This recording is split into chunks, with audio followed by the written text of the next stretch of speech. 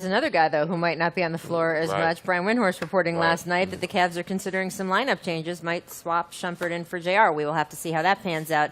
Another guy on the floor for the Cavaliers, Kyrie Irving. Through the first 2 games of the series, guys, Kyrie's averaging 21.5 points a game, shooting 40% from the field. He's only attempted 3 free throws. Defensively, I mean, look, we knew this was never his strong suit, but it is showing up in this series. And I don't know about you, he just, to me, seems like he's forcing it so much at the time. Do you think, I mean, last year that's Kyrie's game. That's his game. They're just getting into him. They're not letting him get comfortable. You know, you see a display of his dribbling. You know, he does it every game. Right. You know, and in this series, he hasn't been able to get comfortable where he's doing the and one mixtape dribble drill and head fakes, hesitation, gets to the rim. And when he does, there's 2 guys there. As you can see, they're trapping him here. They're frustrating. They're getting up on him. They're making him drive, and they're sending another guy over. So it's not easy. He's a one-on-one guy. And in these finals, he has to pick and choose his spots. Sometimes he's going overboard with the one-on-one. Right. So, you know, that's all. He just needs to settle down.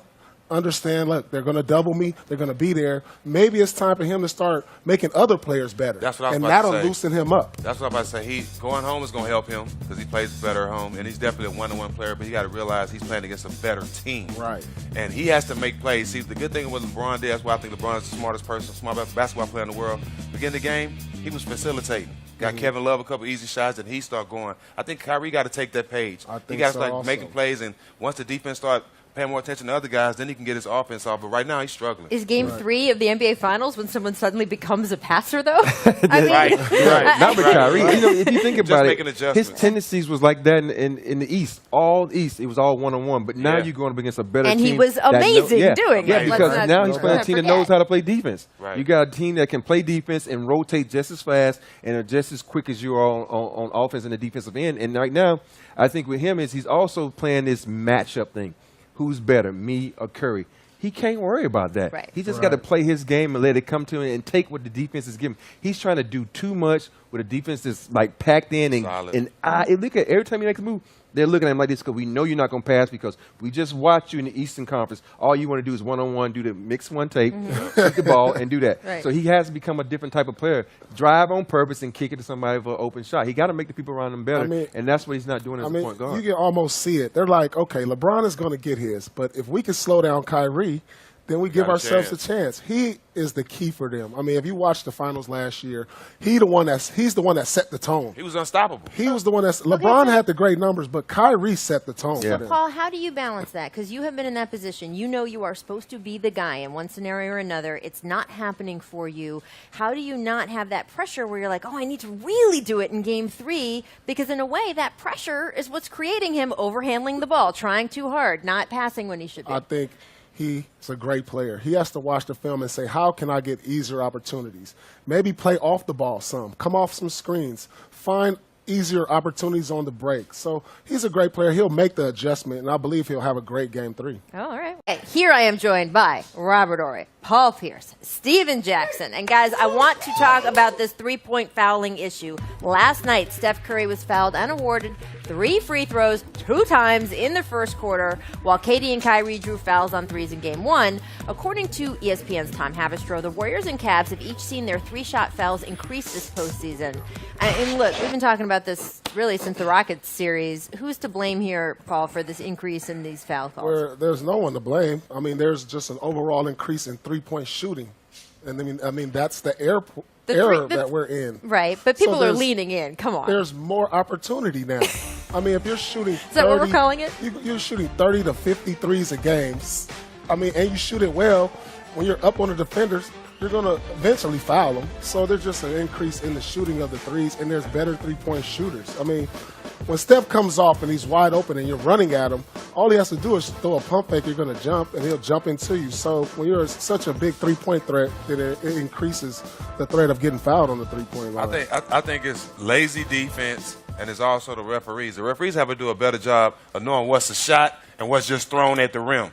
You know, anybody can get fouled and throw the ball at the rim and make it look like a shot. But the referees need to do a better job of knowing what looks like a shot and what's just thrown at the rim. And defensive players, you know, guys like KD, Harden, Steph, they do this. So come chasing them on screens, you got to be extra careful because you know they're giving them a lot of these three-point plays. So at times you might have to just go over the top and swing at the ball and try to get back around. But you can't keep running up into guys like Steph when you know they're great shooters. Another thing, one more thing though, the players are great at adapting to the rules. They know that Exactly. That's what I was going to get at. they're so great at adapting. So over the course of time, as rules change every year, they see, okay, if I get touched here, so now it's like if I feel a bump, I'm going to throw the ball at the rim, and it puts the ref in a bad position. You know, Katie started that. Something they got to address this summer, though. One of the things that I look at, it all goes back to when Reggie Miller used to kick his legs out. Right. And then they took that rule away. Right. And it's like the NBA is always adapting to the players when they're adapting to them also. And I think they got to adapt to this. If it's not a natural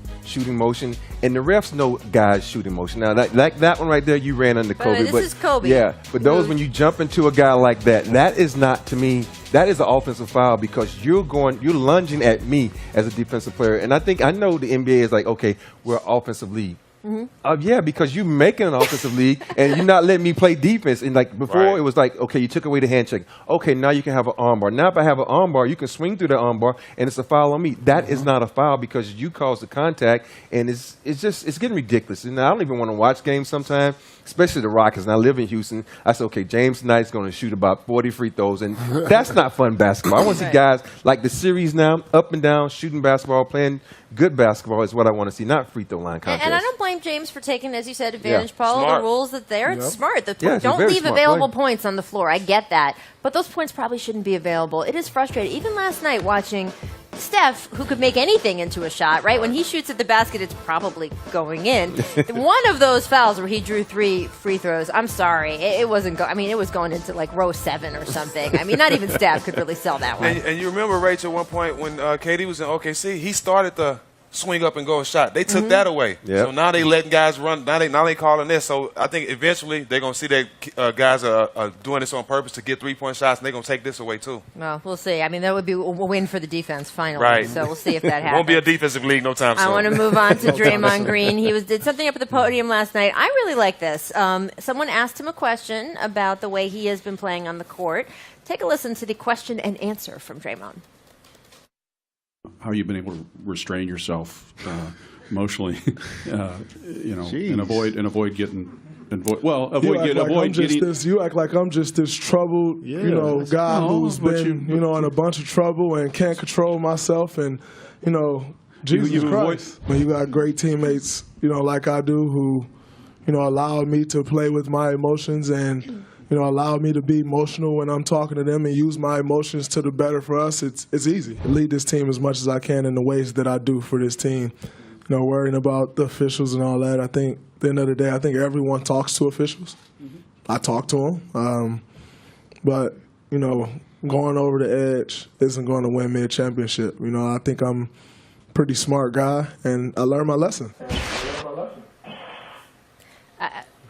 I like this answer from him so much. Yep. Draymond is one of the more high IQ basketball players we have on the court. The implication that he can't control himself is so frustrating. Stephen, you're a guy who used emotion to funnel into your game. When you hear him talk about that, what do you think?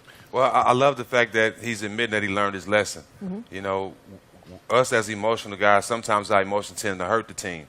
So you got to find, he's doing a great job of channeling his emotion to keep the guys going, using that energy on defense, and to keep the team on a positive page.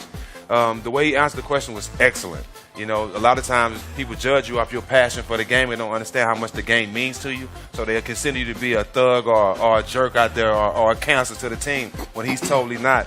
And I love his reaction because at the end of the day, he has to play this way for this team to be successful. And he's not going to let nobody change who he is. And his teammates love him. They're doing a great job. He couldn't answer the question any better. I mean, KG had a few emotional moments with you, Paul. I think every great team has a guy like this. I mean, he wears his emotions on his sleeve. He is the heartbeat for them. You can't tell him not to do this, not to do that. He's going to react. I mean, that's what this game is missing so much of today. There's not a lot of emotion in the game. There's not a lot of passion. People love the passion he brings, and it fires his team up. A lot of things he do may not show up in the box scores or with the numbers, but him being an emotional leader just helps that team go.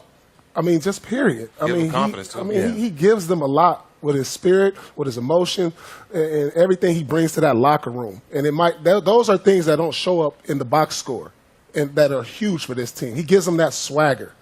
And I like, too, that he made the distinction.